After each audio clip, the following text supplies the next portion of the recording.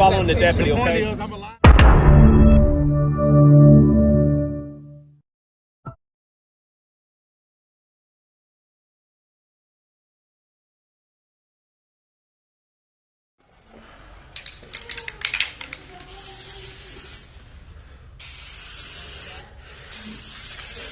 I can take as long as you want to take it down now. Yeah, no, leave it like that. That's Okay. fine. All right. Thank you for that. Thank you. Thank you. That's fine. And yeah. No, Thank I you. agree. I agree. Good afternoon. I'm Todd Little, Ellis County Judge.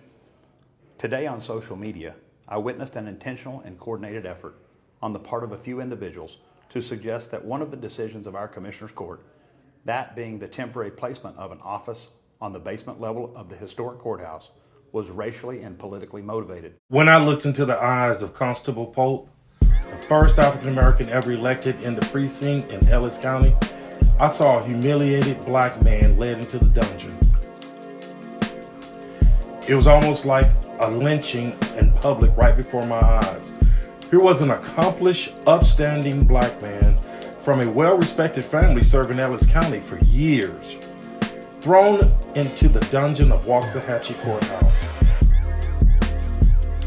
What this sign represents to me, I recently read a book called Chokehold, Policing Black Men by Paul Butler. He writes on how the justice system, the same one that Constable Pope was elected to serve, treats African Americans with contempt, especially black men, accomplished or not. They had to put him in his place.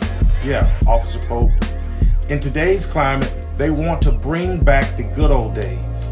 Black male role models, going. Voting rights, going. Affirmative action, gone. See, this chokehold is a process of coercing submission through self-reinforcement. A chokehold justifies additional pressure on the body because the body does not come into compliance. But the body cannot come into compliance because of the vice grip that is on it. This represents the experience of black men in America and the United States today and in Ellis County. This is how the process pushes black men into the criminal system, and it marginalizes those that work in it. This is how the system is broke on purpose. Every black man in America faces a symbolic chokehold. Every time he leaves his home, the people who carry out the chokehold include cops, judges, and politicians, ministers, and civic leaders.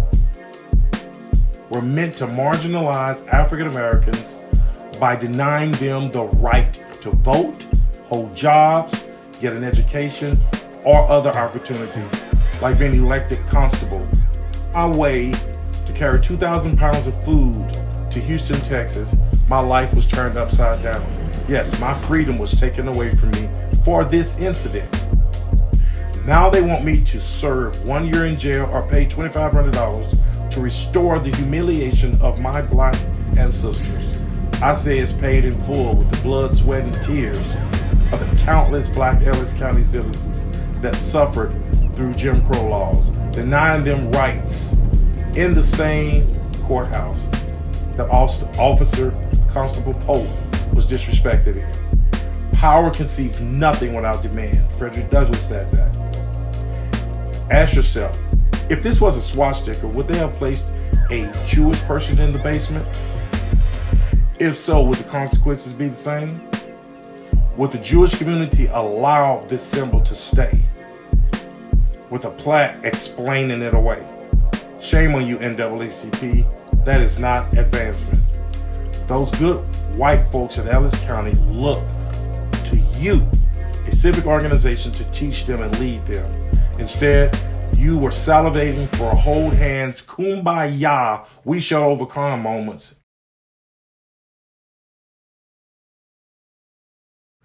We have already overcome. Now we're working hard just to overcome you, NAACP of Ellis County. Power concedes nothing without demand. I demanded it, and the power conceded. Love your new office, Constable Pope. You were worth the fight. Meanwhile, I'll wait persecution. Into office in the county, and the only one also without an office of his own. Today, a resolution that seems to make everyone happy. With a solution that benefited all, me, him, and the people of this county. We want to be peacemakers here in Ellis County. We want to do the right thing, and we want our citizens to decide for us what is right for our community. That's County Judge Todd Little, who worked to make sure that Constable Curtis Polk got this office of his own.